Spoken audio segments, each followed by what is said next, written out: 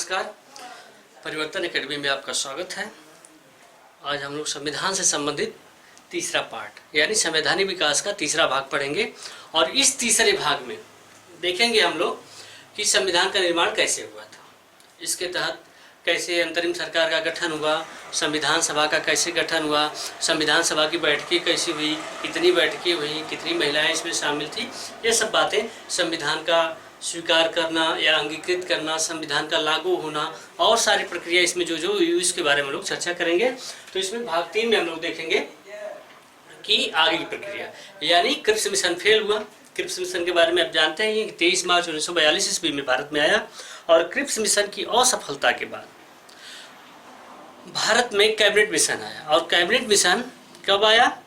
24 मार्च 1946 ईस्वी को। और कैबिनेट मिशन जब भारत में आया तो उसने कई योजनाएं, उसने कहा कि अंतरिम सरकार का गठन किया जाएगा, संविधान सभा का गठन किया जाएगा, इसके लिए चुनाव कराए जाएंगे और यह जो चुनाव होंगे या प्रत्यक्ष रूप से नहीं कराए जाएंगे या अप्रत्यक्ष रूप से, यानी संविधान सभा के सदस्यों को अप्रत्यक्ष रूप से चुना जाएगा और इनको चुनने का जो कार्य होगा वह करेगा यानी प्रांतीय विधानसभाओं के सदस्य इनको चुनेंगे और प्रत्येक 10 लाख की जनसंख्या पर एक सदस्य का चुनाव किया जाएगा। कुल टोटल सीटों की संख्या यानी सदस्यों की संख्या 389 थी यानी 389 थी और इसके द्वारा चुनाव कराए जाएंगे। तो वो आगे बताएंगे कि कहाँ से कितनी सीटें थी, ये सब जो क्वेश्चन आएंगे उसके लिए। तो पहले कैबिनेट मिशन के बारे में हम लोग देख लेते हैं। कैबिनेट मिशन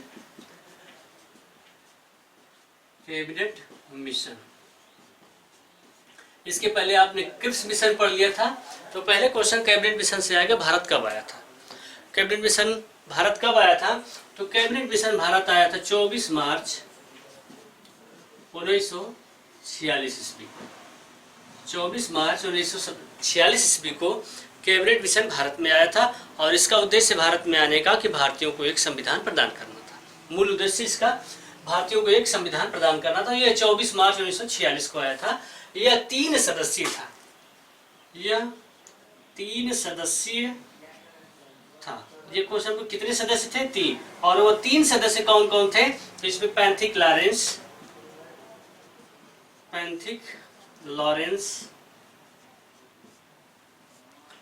स्टेफोर्ड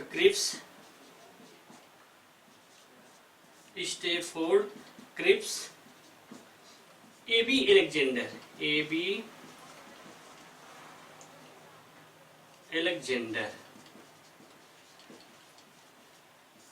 यह 3 सदस्य थे। और तीनों सदस्यों से क्वेश्चन पूछता है कि भारत सचिव कौन था? तो ये पैंथिक लॉरेंस जो थे उस समय भारत सचिव थे। इनको कह सकते हैं कि कैबिनेट मिशन के अध्यक्ष भी थे। यही कैबिनेट मिशन के अध्यक्ष भी थे। तो भारत सचिव कौन थे? Pethick Lawrence. और अध्यक्ष कौन थे? Pethick Lawrence. दोनों क्वेश्चन यहाँ पर ध्यान रखना है आपको।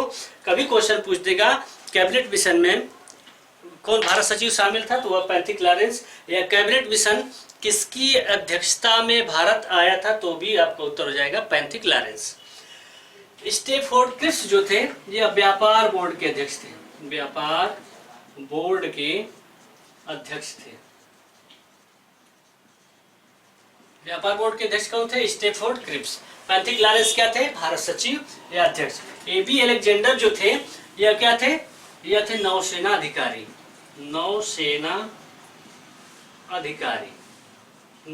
अधिकारी कौन थे? AB Alexander. तो यह कैबिनेट मिशन से जो सामान्य से क्वेश्चन आते भी है, इसको समझना भी है, इसको जानना भी है। कैबिनेट मिशन से यहाँ से क्वेश्चन आता है कितने सदस्य थे? 3 सदस्य थे। पैंथिक लॉरेंस भारत सचिव जो था, स्टेफोर्ड क्रिप्स जो था वह व्यापार बोर्ड का अध्यक्ष था और एबी एलेक्जेंडर जो था वह नौसेना अधिकारी। यह भारत में जब आए तो इन्होंने भारतीयों के समक्ष अपने विचार को प्रस्तुत किया कि भाई आपके लिए यह सब प्रावधान हम लोग लेके आए हैं, देखिए आपके लिए अगर लायक हो तो इसको दे। तो उसमें उन्होंने जो प्रक्रिया रखी थी कि इसके सदस्यों का यानी आप पहले अंतरिम सरकार का गठन करेंगे और संविधान सभा का उसके बाद गठन किया जाएगा, लेकिन उसके पहले एक चुनाव कराया जाएगा और उस चुनाव में सदस्यों की संख्या जो होगी वह 389 होगी यानी 389 होगी और उन सदस्यों को प्रांतीय विधानसभाओं के सदस्यों द्वारा अप्रत्यक्ष रूप से चुना जाएगा। यह ध्यान रखिएगा। कभी आपसे क्वेश्चन पूछे कि संविधान सभा के सदस्यों को कैसे चुना गया, प्रत्यक्ष निर्वाचन प्रणाली के द्वारा कि अप्रत्यक्ष निर्वाचन प्रणाली के द्वारा। प्रत्यक्ष निर्वाचन प्रणाली का मतलब होता है कि जिसको जनता सीधे चुनती है उसको प्रत्यक्ष निर्वाचन कहते हैं, वह निर्वाचन में आपको मिलेगा। और जिसको जनता के प्रतिनिधियों द्वारा चुना जाता है उसको अप्रत्यक्ष। तो वह जनता के प्रतिनिधि कौन थे? प्रांतीय विधानसभाओं के सदस्य थे। यह लोग 389 सदस्यों को चुनेंगे। तो इसमें घोषणा की गई थी कि जो संविधान सभा के लिए या अंतरिम सरकार का गठन किया जाएगा उसके लिए जो सदस्यों की संख्या निर्धारित की गई थी वह 389 यानी 389 तय की गई थी और उसके सदस्यों को अप्रत्यक्ष रूप से चुनना था। और इसमें देखा जाएगा जो चुनाव होंगे वह सीट कहाँ कहाँ से होगी। उसमें 389 जो सीट होगी जिसके बारे में बताएंगे। 389 सीटों में 292 सीट जो होगी वह ब्रिटिश प्रांतों से होगी। जो 11 ब्रिटिश प्रांत थे वहाँ से 392 सीट होगी।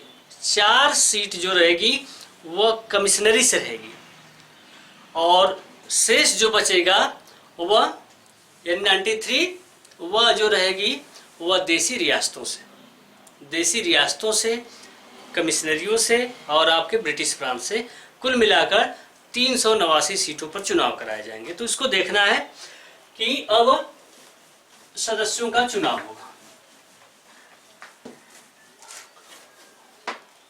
सदस्यों का चुनाव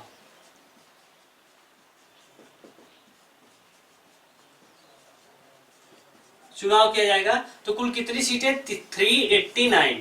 389 पर चुनाव कराए जाएंगे। और 389 में जो चुनाव होंगे उसमें 292 जो सीट रहेगी वह ब्रिटिश प्रांत से। कभी का आपसे क्वेश्चन पूछे तो आप बता दीजिएगा ब्रिटिश प्रांत से कितनी सीटें थी? 292। 4 सीटें जो थी वह कमिश्नरी से थी। और यह कमिश्नरी कौन थी? दिल्ली थी, कुर्ग,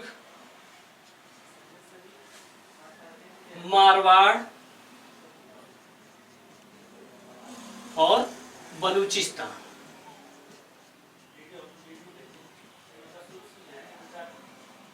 चार कमिश्नरियां थी, दिल्ली, कुर्ग, मारवाड़ और बलूचिस्तान।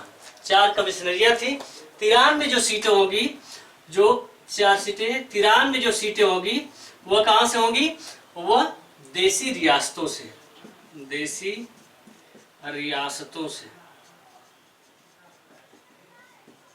तो यहां पर देखिएगा 4 2 6 3 9 हो जाएंगी और 9 9 18 हो जाएगी और 2 1 3 यानी 389 सीट हो जाएगी। 292 सीट प्रांतों से यानी ब्रिटिश प्रांतों से, 4 कमिश्नरियों से और 93 सीटें जो होगी वह देसी रियासतों से। इस पर चुनाव कराए जाएंगे। और जानते हैं कि उस समय चुनाव में 2 ही पार्टियां थी, एक कांग्रेस थी और एक मुस्लिम लीग। कांग्रेस की स्थापना के बारे में आप जानते हैं कि 1885 ईस्वी में हुई थी और मुस्लिम लीग की जो स्थापना थी 1906 ईस्वी में हुई थी। 2 ही पार्टियां ऐसी थी जो चुनाव लड़ी थी और अदर पार्टियां थी जो छोटी छोटी, जैसे यूनियनिस्ट पार्टी थी, बंगाल कृषक प्रजा पार्टी थी, बहुत सारी पार्टियां थी। तो जो मूल रूप से जो पार्टियां थी वह कांग्रेस थी और मुस्लिम लीग थी। उन लोगों को भी कुछ सीटें मिली थी। तो इसमें देखा जाएगा कि चुनाव कराए गए, पूरे भारत में चुनाव कराए गए और पूरे भारत में उसमें ब्रिटिश प्रांत शामिल था, कमिश्नरियां थी और देसी रियासतें थी। और यहाँ पर कितनी सीटों पर? 389 सीटों पर चुनाव कराए गए, यानी इतने सदस्यों को चुनना था। अब इसमें जो रिजल्ट आएगा वह 199 जो सीट रहेगी वह कौन जीतेगी? कांग्रेस जीतेगी। कांग्रेस 199 सीट जीतेगी और 9 सदस्य जो थे वह कांग्रेस के समर्थित थे, तो वह 9 सदस्य भी इसमें जुड़ गए, तो हो जाएंगे 208 सदस्य। 208 सदस्य किसके हुए? कांग्रेस के हुए। कांग्रेस ने 208 सीटें जीती। 73 सीटों पर लीग जीती थी, यानी मुस्लिम लीग की जीत हुई थी। और जो शेष सीटें थी उस पर निर्दलीय और कुछ अन्य पार्टियां, जो छोटी छोटी पार्टियां थी, वह लोग इस पर चुनाव जीते थे। तो यह कहने का मतलब है कि पहली बार जो चुनाव कराए गए तो उसके बाद जो है एक अंतरिम सरकार का गठन किया जाएगा। तो अंतरिम सरकार का गठन अब देखेंगे कि इस चुनाव के बाद क्या होगा। यानी पहले देखें होंगे कोई भी सरकार चुनी जाती है तो उसके पहले चुनाव कराए जाते हैं। यहाँ पर चुनाव हो गए, कितनी सीटों पर चुनाव हुए? 389 सीटों पर। ब्रिटिश प्रांतों से कितनी सीटें थी? 292। कमिश्नरियों से कितनी थी? 4। और 93 कहाँ से थी? देसी रियासतों से। रियासत का मतलब जानते हैं, जहाँ पर राजा रजवाड़ा अपना शासन करते थे।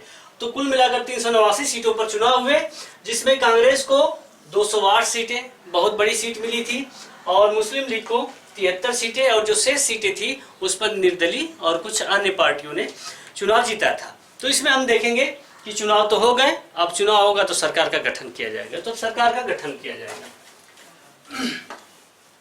चुनाव के बाद सरकार का गठन होगा, उस सरकार को क्या कहते हैं? अंतरिम सरकार। अंतरिम सरकार, अंतरिम सरकार का गठन किया जाएगा। और यह अंतरिम सरकार में जो मंत्रिमंडल होंगे, जो इसका मंत्रिपरिषद होगा, वह 13 सदस्यीय रहेगा। तो अंतरिम सरकार की जो घोषणा होगी वह 24 अगस्त 1946 ईस्वी को, इसकी घोषणा, अंतरिम सरकार की जो घोषणा थी 24 अगस्त 1946। यह क्वेश्चन हो सकता है आपके लिए कि अंतरिम सरकार की घोषणा कब की गई? 24 अगस्त 1946 ईस्वी को। अब गठन से क्वेश्चन पूछेगा कि अंतरिम सरकार का गठन कब किया गया। तो अंतरिम सरकार का जो गठन था वह 2 सितंबर 1946 को किया गया। यानी अगस्त, उसके बाद सितंबर, तो 2 सितंबर 1946 ईस्वी को अंतरिम सरकार का गठन किया गया। ध्यान रहे, दोनों क्वेश्चन आपसे पूछ सकते हैं कि इसकी घोषणा कब की गई थी। तो इसकी घोषणा जो हुई थी वह 24 अगस्त 1946 को, और इसका गठन जो हुआ था 2 सितंबर 1946 को। तो यह घोषणा हुई और यह गठन, और गठन के बाद इसके 13 सदस्यीय मंत्रिमंडल भी बनाए गए। तो 13 सदस्यीय मंत्रिमंडल बनाए गए। याद रहे, पहली बार कितने सदस्य थे? 13 सदस्यीय मंत्रिमंडल बनाए गए, और इसमें मुस्लिम लीग शामिल नहीं हुई, केवल कांग्रेस इसमें शामिल थी, इसमें मुस्लिम लीग शामिल नहीं थी। यानी जब अंतरिम सरकार का गठन किया गया, यानी 2 सितंबर 1946 ईस्वी को, तो इसमें मुस्लिम लीग ने हिस्सा नहीं लिया। उसको ऐसे ही सीटें कम मिली थी, वह इसमें नाराजगी बस हिस्सा नहीं लिया था। लेकिन कुछ समय पश्चात इसमें हिस्सा लेगा। तो इस अंतरिम सरकार को, देखिए यहाँ पर थोड़ा सा कंफ्यूजन होता है, परेशानी होती है, तो ध्यान सुनिएगा। कैबिनेट मिशन आएगा, कैबिनेट मिशन भारतीयों के समक्ष कहेगा कि आप संविधान सभा का गठन करें, और उसके पहले अंतरिम सरकार का भी गठन करना होगा, और उसके पहले चुनाव कराए जाएंगे। तो चुनाव कराएंगे, आपको भी बताया 389 सीटों पर चुनाव हुए। 389 सीटों में जो 296 कर सकते हैं, यानी 292 + 4, तो 296 सीटें जो थी वह ब्रिटिश प्रांत से, उसमें कमिश्नरी भी शामिल थी, और 93 जो सीट थी वह देसी रियासतों से शामिल थी, जिसमें कांग्रेस को 208 सीटें मिली, 73 सीटें मुस्लिम लीग को मिली, और शेष छोटी छोटी पार्टियां या निर्दलियों को मिली थी। और उसके बाद अंतरिम सरकार का गठन किया गया, और इसकी घोषणा कब हुई? 24 अगस्त 1946 ईस्वी को। और गठन कब हुआ? 2 सितंबर 1946 ईस्वी को। और इसके मंत्रिमंडल में कितने सदस्य थे? 13 सदस्य थे। क्वेश्चन पूछता है इसके अध्यक्ष कौन थे? यानी मंत्रिमंडल जो 13 सदस्यीय सरकार थी, अंतरिम सरकार, इसके अध्यक्ष कौन थे? तो लॉर्ड माउंट बेटन। ध्यान रहे, इसके अध्यक्ष कौन चुने गए? लॉर्ड माउंट बेटन इसके क्या थे? अध्यक्ष थे। ध्यान रहे। और उपाध्यक्ष कौन थे? उपाध्यक्ष कौन थे? तो पंडित जवाहरलाल नेहरू। और क्वेश्चन यहाँ से पूछता है अंतरिम सरकार का जो मंत्रिमंडल था उसके अध्यक्ष कौन थे? तो बहुत से लोग पंडित जवाहरलाल नेहरू पर ट्रिक करते हैं, जबकि गलत हो जाता है, क्योंकि इसके उपाध्यक्ष थे पंडित जवाहरलाल नेहरू, अध्यक्ष कौन थे? लॉर्ड माउंट बेटन थे। तो ध्यान रहे, यहाँ पर कुल सदस्यों की संख्या कितनी थी? 13 थी। और सितंबर में गठन हुआ, और अक्टूबर में लॉर्ड बेवेल के प्रयासों से, लॉर्ड बेवेल के प्रयासों से मुस्लिम लीग अंतरिम सरकार में भाग लेने के लिए अपनी इच्छा जाहिर की। और वह समय कब था? अक्टूबर। तो तो 26 अक्टूबर 1946 ईस्वी को 26 अक्टूबर 1946 ईस्वी को लीग के 5 सदस्यों को अंतरिम सरकार में शामिल किया गया। कितने सदस्यों को? 5 सदस्यों को। तो देखिएगा, पहले यह 13 सदस्य थी और बाद में यह 15 सदस्य हो जाएगी, तो 13 5 18 हो जाएगा, लेकिन यह गलत हो जाएगा। तो क्या किया गया कि कांग्रेस के 3 लोगों को सैयद अली जहीर,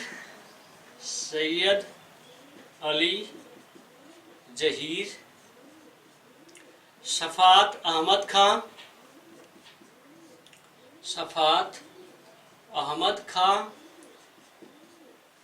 सैयद अली जहीर, शफात अहमद खां व शरत चंद्र बोस को त्याग पत्र दिलवाया गया।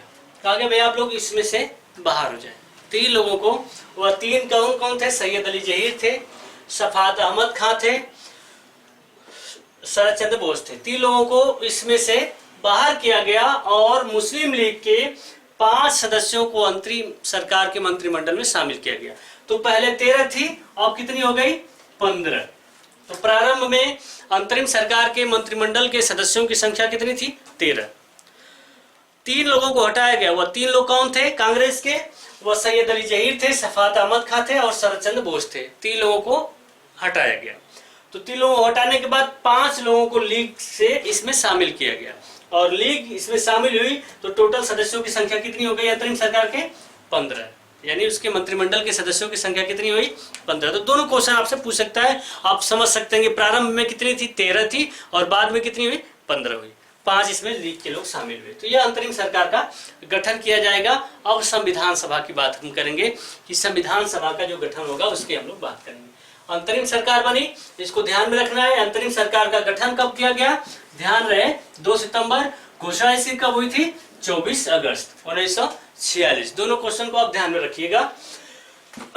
अब देखिए हम लोग धीरे धीरे एकदम संविधान के निर्माण की तरफ बढ़ रहे हैं कि संविधान का जो निर्माण हुआ था उसकी तरफ हम लोग बढ़ रहे हैं धीरे धीरे।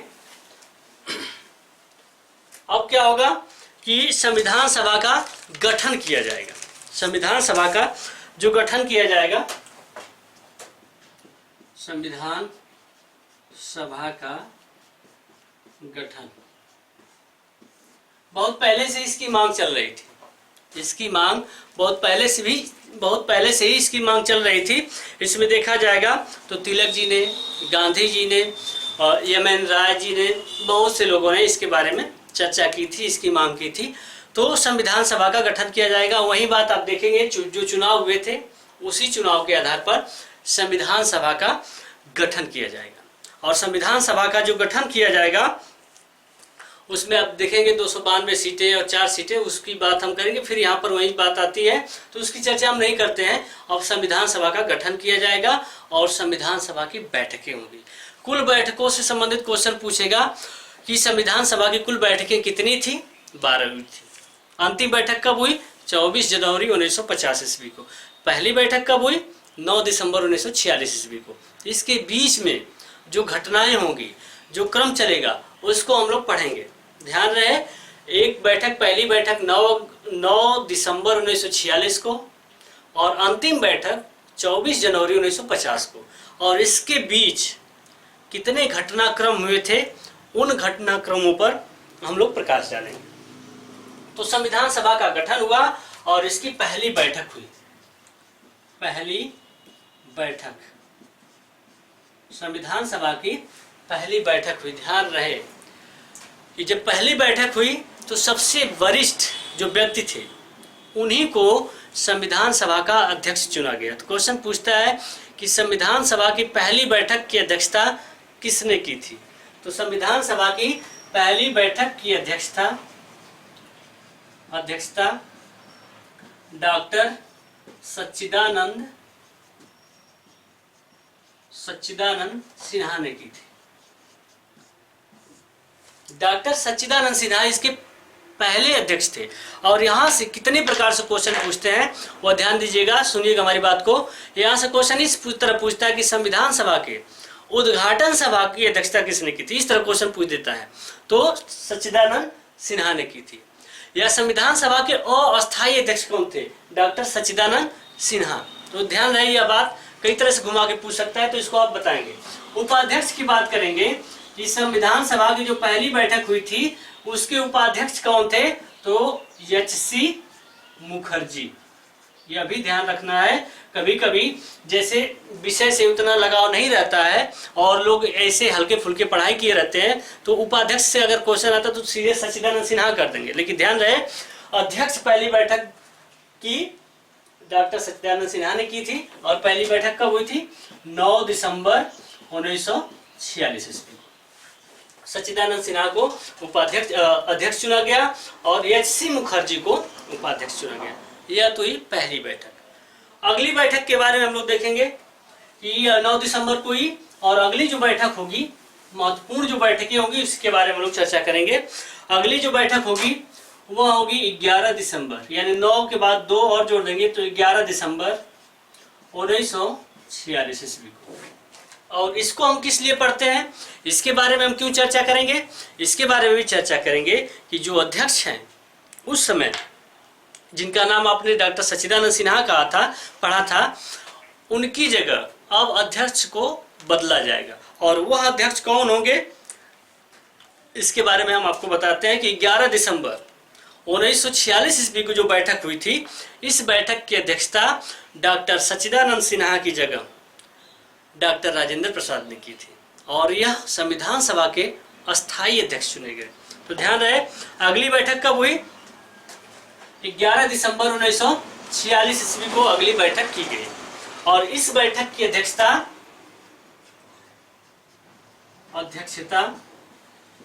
किसने की? डॉक्टर राजेंद्र प्रसाद ने। डॉक्टर राजेंद्र प्रसाद। देखिए, कभी क्वेश्चन पूछे कि संविधान सभा के अध्यक्ष कौन थे, अगर साधारण सी बात या साधारण तरीके से पूछे कि संविधान सभा के अध्यक्ष कौन थे, तो आप उत्तर देना डॉक्टर राजेंद्र प्रसाद। लेकिन जब क्वेश्चन इस तरह पूछे कि संविधान सभा के अस्थायी अध्यक्ष कौन थे, तो उत्तर आपका होना चाहिए डॉक्टर सच्चिदानंद सिन्हा, जिन्होंने एक बैठक की अध्यक्षता की थी। वह बैठक कौन थी? 9 दिसंबर 1946 ईस्वी को। तो ध्यान रहे, 11 दिसंबर 1946 ईस्वी को हम लोग इसलिए पढ़ते हैं कि इस दिन की अध्यक्षता डॉक्टर राजेंद्र प्रसाद ने की थी, और 9 दिसंबर वाली अध्यक्षता डॉक्टर सच्चिदानंद सिन्हा ने की थी। तो यह दूसरी बैठक हुई। अगले क्रम में हम देखेंगे कि फिर 2 दिन के बाद एक बैठक होती है, और 13 दिसंबर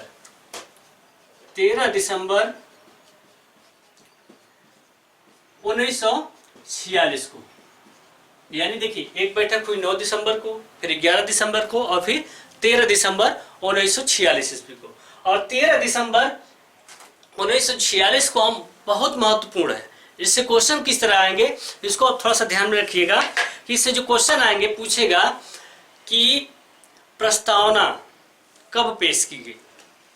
तो प्रस्तावना इसी 13 दिसंबर 1946 वाली बैठक में पेश की गई। फिर क्वेश्चन पूछेगा कि प्रस्तावना किसके द्वारा पेश की गई, तो फिर क्वेश्चन होगा पंडित जवाहरलाल नेहरू के द्वारा। फिर एक बार हमने देखा था, क्वेश्चन आया था कि प्रस्तावना किसके समक्ष पेश की गई, तो उत्तर हो जाएगा संविधान सभा के समक्ष। तो 3 घटनाएं इसमें हम लोग देखते हैं, 3 पॉइंट्स है इसमें। पहला पॉइंट कि 13 दिसंबर 1946 ईस्वी को प्रस्तावना पेश की गई। ध्यान रहे, 13 दिसंबर 1946 ईस्वी को प्रस्तावना पेश की गई। और प्रस्तावना पेश पंडित जवाहरलाल नेहरू के द्वारा पेश की गई।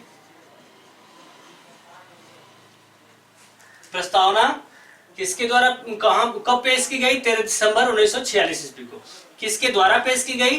पंडित जवाहरलाल नेहरू के द्वारा पेश की गई। किसके समक्ष पेश की गई? तो संविधान सभा के समक्ष। संविधान सभा के समक्ष पेश की गई। ध्यान रहे, 3 बातें आप ध्यान रखिएगा। कब पेश की गई? 13 यानी प्रस्तावना जो है, प्रियम्बल जिसकी बात आप करते हैं, प्रस्तावना कब पेश की गई? 13 दिसंबर 1946 ईस्वी को। किसके द्वारा पेश की गई? पंडित जवाहरलाल नेहरू के द्वारा। किसके समक्ष पेश की गई? संविधान सभा के समक्ष। 3 क्वेश्चन यहाँ पर आएंगे, 3 बातें यहाँ पर थोड़ा ध्यान रखिएगा। अगले क्रम में हम लोग देखते हैं कि जो बैठक होगी, जो महत्वपूर्ण बैठक होगी, उसके क्रम में देखेंगे तो 22 जनवरी, अगली जो बैठक होगी 22 जनवरी 1946 सॉरी माफी चाहते हैं, 22 जनवरी 1947 ईस्वी को। क्योंकि एक बार कई बार क्वेश्चन पूछा था, देखिए यहाँ पर हम कंफ्यूज हो गए, कंफ्यूज नहीं, थोड़ा सा दिमाग से उतर गई थी बात। 22 जनवरी 1947 ईस्वी, और क्वेश्चन जब पूछता है कि प्रस्तावना कब स्वीकार की गई, तो वहां पर आपके सामने ऑप्शन रहता है 22 जनवरी 1946 ईस्वी, 22 जनवरी 1947 ईस्वी, 22 जनवरी 1948 ईस्वी। तो यह सब सारी चीजें आप ध्यान रखिएगा। देखिए 46 नहीं हो सकता। 46 क्यों नहीं हो सकता? क्योंकि दिसंबर में 13 दिसंबर को यह पेश की गई थी। तो दिसंबर के बाद जनवरी आता है, और जनवरी में सन जो चेंज हो जाएगा ईस्वी, तो वह 47 होगा। तो 22 जनवरी 1947 ईस्वी को, 22 जनवरी 1947 ईस्वी की जो बैठक हुई, और इस बैठक की महत्वपूर्ण जो घटना थी, जो महत्वपूर्ण बिंदु था, वह प्रस्तावना स्वीकार की गई। प्रस्तावना स्वीकार की गई। अब किसके द्वारा स्वीकार की गई? तो संविधान सभा के द्वारा, संविधान सभा के द्वारा स्वीकार की गई। प्रस्तावना पेश किसने किया था? पंडित जवाहरलाल नेहरू ने। कब पेश किया था? 13 दिसंबर 1946 ईस्वी को। स्वीकार कब की गई? 22 जनवरी 1947 ईस्वी को। किसके द्वारा स्वीकार की गई? संविधान सभा के द्वारा स्वीकार कर ली गई। अब देखिएगा, इसमें जो अगला क्रम रहेगा कि कई समितियां थी इससे संबंधित, कई समितियों के बारे में एक दिन समितियों से संबंधित अलग से टॉपिक पढ़ाएंगे। यानी जो संविधान सभा की जो समितियां थी, इसके बारे में जो बृहद रूप से जो क्वेश्चन आएंगे उसको हम अलग से पढ़ेंगे। लेकिन एक समिति जो महत्वपूर्ण है, जिसके बारे में क्वेश्चन आता है, वह समिति कौन सी थी? प्रारूप समिति। प्रारूप समिति के कितने सदस्य थे, यह क्वेश्चन पूछता है। इसके अध्यक्ष कौन थे? तो इसके पहले जो घटना हुई थी कि संविधान सभा के सामने प्रस्तावना पेश की गई, और डॉक्टर बी.एन. राव को संविधान सभा का संवैधानिक सलाहकार नियुक्त किया गया। यह क्वेश्चन पूछता है कि संवैधानिक सलाहकार कौन थे? तो बहुत से लोगों को पता नहीं होता है, और बहुत से लोग ऐसे तुक्के पे मार देते हैं डॉक्टर भीमराव अंबेडकर। तो ध्यान रहे कि डॉक्टर भीमराव अंबेडकर की बहुत महत्वपूर्ण भूमिका थी संविधान के निर्माण में। लेकिन क्वेश्चन पर आप ध्यान देंगे कि संवैधानिक सलाहकार, संविधान सभा के संवैधानिक सलाहकार कौन थे? Doctor B N. राव। और डॉक्टर बी.एन. राव ने संविधान के प्रारूप को तैयार किया। ध्यान रहे, बिल्कुल समझ जाइएगा। यह भी कभी क्वेश्चन पूछे आपसे कि संविधान के प्रारूप को किसने तैयार किया, तो एकदम उत्तर आपका होगा डॉक्टर बी.एन. राव। और क्वेश्चन पूछेगा कि प्रारूप समिति के अध्यक्ष कौन थे? डॉक्टर भीमराव अंबेडकर। तो डॉक्टर बी.एन. राव ने एक प्रारूप तैयार किया, और उस प्रारूप पर बृहद चर्चा करने के लिए, इसकी कमियों को दूर करने के लिए, और संविधान के निर्माण के लिए एक समिति बनाई गई। और इस समिति का नाम क्या था? प्रारूप समिति।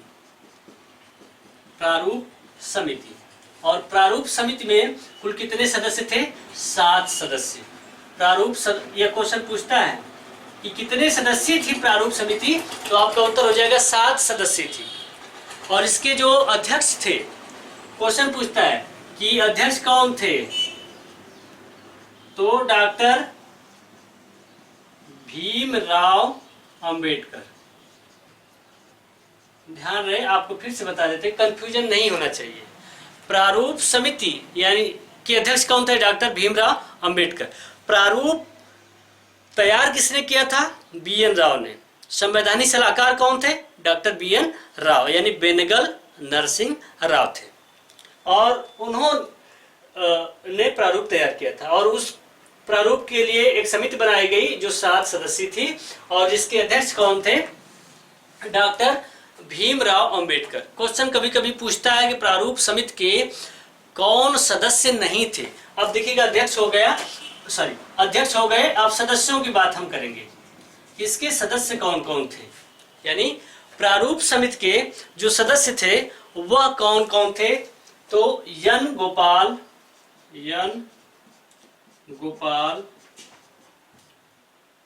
अयंगर यह पहले सदस्य थे। दूसरे सदस्य के रूप में जो प्रारूप समिति की, देखिए सदस्य को अलग से पूछेगा, अध्यक्ष को अलग से। जब भी अध्यक्ष के बारे में क्वेश्चन पूछे तो आप उत्तर दे दीजिएगा कि डॉक्टर भीमराव अंबेडकर। अगले जो सदस्य थे अल्लादी कृष्णन अय्यर। अगले सदस्य के रूप में, यानी तीसरे सदस्य के रूप में के एम मुंशी। ठीक है, यह लोग सदस्य थे, यानी डॉक्टर भीमराव अंबेडकर इसके क्या थे? अध्यक्ष थे और यह लोग सदस्य थे। तो सदस्यों के क्रम में जो थे के एम मुंशी थे, सैयद मोहम्मद सादुल्ला खां। चौथे सदस्य के रूप में सैयद मोहम्मद सादुल्ला खां। यस, अगले सदस्य थे यानी चौथे सदस्य थे। तो यह 4 सदस्य, अभी कितने लोगों की बात है? 6। 2 लोग और हैं और इसमें जो अगले सदस्य रहेंगे BL मित्र। 5वें के रूप में BL मित्र। और इनके त्याग पत्र के बाद एन माधव, इनकी जगह कौन आते हैं? एन माधव। BL मित्र जब त्याग पत्र दे देते हैं तो इनकी जगह एन माधव आते हैं और इसको ध्यान रखना। और लास्ट वाले जो हैं DP खेतान, छठे जो हैं DP खेतान। T कृष्णम्माचारी इनकी जगह आते हैं। T कृष्णम्माचारी इसके सदस्य हैं। इसके ध्यान रखिएगा यहाँ तक कि इसके अध्यक्ष कौन थे? डॉक्टर भीमराव अंबेडकर। इसके अध्यक्ष थे प्रारूप समिति के। सदस्य कौन थे? एन गोपाल स्वामी अयंगर, अल्लादी कृष्णन अय्यर, के एम मुंशी, सैयद मोहम्मद सादुल्ला खां, BL मित्र। इन्होंने कुछ दिनों के बाद त्याग पत्र दे दिया तो इनकी जगह एन माधव इस सदस्यता में आए। इसके बाद DP खेतान, और DP खेतान की मृत्यु के बाद T कृष्णम्माचारी इस सदस्यता में शामिल। तो कभी क्वेश्चन आपसे पूछे कि इसमें कौन शामिल नहीं था, और इसके लिए आपको सभी सदस्यों के नाम याद करने पड़ेंगे, यानी 7 सदस्य, और 7 सदस्यों के बाद इनको भी ध्यान में रखिएगा। अगर इनका नाम इधर भी लिया जाए तो टोटल 9 इसमें नाम आते हैं, यानी डॉक्टर भीमराव अंबेडकर के सहित 9 आते हैं। तो आपके ऑप्शन में कौन सदस्य इसमें से बाहरी से जो नाम आए हैं उसको ध्यान रखिएगा वह कौन है। तो यह 6 सदस्य हो गए और 1 अध्यक्ष हो गए। तो क्वेश्चन पूछेगा कि कुल कितने सदस्य थी? तो 7 सदस्य। कभी क्वेश्चन इस तरह पूछ दे कि डॉक्टर भीमराव अंबेडकर को छोड़कर कितने सदस्य थे? तो 6 सदस्य थे। तो इस प्रारूप समिति के बारे में चर्चा की गई। इसके बाद जो हम लोग आगे अगले क्रम में देखेंगे कि संविधान सभा की अगली बैठक जो होगी, यानी जो बैठकें होगी, उसके बाद देखा जाए कि इसमें वाचन होंगे। कुल कितने वाचन होंगे? कुल 3 वाचन होंगे। यह भी क्वेश्चन आपसे कभी पूछ दे कि संविधान सभा के लिए कुल कितने वाचन हुए थे, तो आपका उत्तर होना चाहिए 3 वाचन हुए थे संविधान सभा के लिए। वह 3 वाचन के बाद संविधान जब बनकर तैयार हुआ, 3 वाचन के बाद तो संविधान जब बनकर तैयार हुआ तो डॉक्टर भीमराव अंबेडकर ने, एकदम बिल्कुल यह नई चीज है, आप ध्यान दीजिएगा कि डॉक्टर भीमराव अंबेडकर ने संविधान को पारित करने वाला प्रस्ताव संविधान सभा के समक्ष पेश किया। बिल्कुल ध्यान रखिएगा कि संविधान को पारित करने वाला प्रस्ताव किसके द्वारा पेश किया गया? तो डॉक्टर भीमराव अंबेडकर के द्वारा। उन्होंने, मतलब आप साधारण तौर से समझ लीजिएगा कि संविधान बनकर तैयार हो गया तो उन्होंने कहा कि संविधान को पारित कर दिया जाए, और संविधान को पारित करने वाली जो तिथि रहेगी उसके बारे में आप समझ लीजिएगा कि क्वेश्चन पूछे कि संविधान कब पारित किया गया, कब पारित किया गया, तो उत्तर आपका क्या होगा 26 नवंबर 1949। ठीक है, कब पारित किया गया 26 नवंबर 1949 ईस्वी को, और कब लागू किया गया तब आप उत्तर देंगे 26 जनवरी 1950 ईस्वी को। तो ध्यान रहे यहाँ पर कि जब संविधान बनकर तैयार हुआ यानी 3 वाचन हुए, 3 वाचन, पहला वाचन, दूसरा वाचन, तीसरा वाचन, सबसे बृहद जो वाचन था वह दूसरा वाचन था, और इसके बाद तीसरा वाचन हुआ, और तीसरा वाचन होने के उपरांत डॉक्टर भीमराव अंबेडकर ने संविधान सभा से कहा कि ऐसा है कि अब संविधान को पारित कर देना चाहिए। तो संविधान को पारित कर दिया गया, और संविधान को पारित कब किया गया 26 नवंबर 1949 ईस्वी को संविधान को क्या किया गया, पारित कर दिया गया। और इससे क्वेश्चन आज कैसे पूछता है, अंगीकृत कब किया गया, तो यह अंगीकृत, इसी को दूसरे शब्दों में कह सकते हैं कि अंगीकृत किया गया। स्वीकार कब किया गया, तो एक और शब्द आता है कि स्वीकार कब किया गया, तो भी हो जाएगा 26 नवंबर। बन कब, एक बार क्वेश्चन देखे हैं, बनकर तैयार कब हुआ, बनकर तैयार कब हुआ, तो कई तरह से संविधान पारित कब हुआ तब भी आपका उत्तर हो जाएगा 26 नवंबर 1949। संविधान को अंगीकृत कब किया गया तब भी आपका 26 नवंबर 1949। स्वीकार कब किया गया तब भी आपका उत्तर हो जाएगा 26 नवंबर 1949, और बनकर तैयार कब हुआ तब भी आपका उत्तर हो जाएगा 26 नवंबर 1949। सब कुछ हो गया। अब से क्वेश्चन पूछता है, कई क्वेश्चन बहुत पुराना हो गया, कई बार पूछता है कि संविधान को बनाने में कितने समय लगे, तो वो सब चीज़ें आप जानते हैं, तो वो सब पुरानी हो गई। और अगली बैठक जो होगी, जो अंतिम बैठक होगी, वह 12वीं बैठक होगी।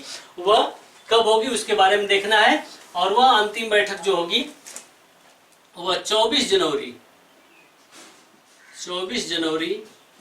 1950 को 24 जनवरी 1950 को अंतिम बैठक होगी। ध्यान रहे 24 जनवरी 1950 को जब अंतिम बैठक होगी तो इसमें क्या घटना होगी कि डॉक्टर राजेंद्र प्रसाद को भारत का राष्ट्रपति चुना गया। भारत का राष्ट्रपति चुना गया। अब जानते हैं कि पहले राष्ट्रपति के रूप में कौन थे, डॉक्टर राजेंद्र प्रसाद। डॉक्टर राजेंद्र प्रसाद भारत के पहले राष्ट्रपति थे, और उनको कब चुना गया 24 जनवरी 1950 ईस्वी को, और उसके 2 दिन बाद यानी 26 जनवरी 1950 ईस्वी को 26 जनवरी 1950 ईस्वी को संविधान को लागू कर दिया गया। संविधान को लागू कर दिया गया। ध्यान रहे कई चीजें हैं कि संविधान अंगीकृत कब किया गया तब उत्तर हो जाएगा 26 नवंबर 1949। पारित कब किया गया तब भी हो जाएगा 26 नवंबर 1949। लेकिन लागू की जब बात करेगा तो 26 जनवरी 1950 संविधान को लागू कर दिया गया। तो उम्मीद है बहुत सारे क्वेश्चन को आप इस वीडियो के द्वारा हल कर पाएंगे। अगर नहीं बात समझ में आती है तो फिर पुनः वीडियो को देखें। अगर कोई परेशानी होती है, कोई कन्फ्यूजन रहता है आपको, तो कमेंट बॉक्स में आप अपने प्रश्न को वहाँ पर लिख देंगे, फिर उसका उत्तर दिया जाएगा। तो आज के लिए इतना ही। संविधान लागू हो गया। अगले क्रम में जो वीडियो आपको मिलेगी, अब वो अगले क्रम में जो क्वेश्चन आएंगे कि संविधान जब लागू हुआ तो अब संविधान की विशेषताएं, जहाँ से क्वेश्चन बहुत सारे आते हैं, संविधान के स्रोत, जहाँ से बहुत सारे क्वेश्चन आते हैं, तो उसके बाद हम लोग अनुच्छेदों से और भागों से स्टार्ट करेंगे। तो उम्मीद है आप लोगों को बात समझ में आई होगी और आप लोग मेहनत से इसका अध्ययन करेंगे, और जैसे ही जो शिक्षा में या जो रुकावट की स्थिति पैदा हुई है हम लोगों के अध्ययन अध्यापन में, वह जैसे ही दूर होती है आपके एग्जामिनेशन की डेट तुरंत घोषित की जाएगी, क्लियर हो जाएगा। और फिर अगर आप इधर लापरवाही करेंगे तो उधर आपका नुकसान हो जाएगा। तो इस समय का सदुपयोग करें और अपनी पढ़ाई जारी रखें। हम परिवर्तन एकेडमी पूरा प्रयास करेगी कि इस बंदी के दौरान आपके कोई भी विषय रुकने न पाए, किसी भी विषय का अध्ययन रुकने न पाए। अभी अगले इसको पूरा होने के बाद फिर हम लोग किसी और सब्जेक्ट को की वीडियो आप लोगों को प्रोवाइड करेंगे। तो ध्यान रहे, आप लोग पढ़ाई करते रहें। उम्मीद करते हैं आप लोग ऐसा करेंगे। अपने भविष्य के निर्माता आप खुद हैं। और आज के लिए बस इतना ही। नमस्कार, आप लोगों को बहुत बहुत धन्यवाद।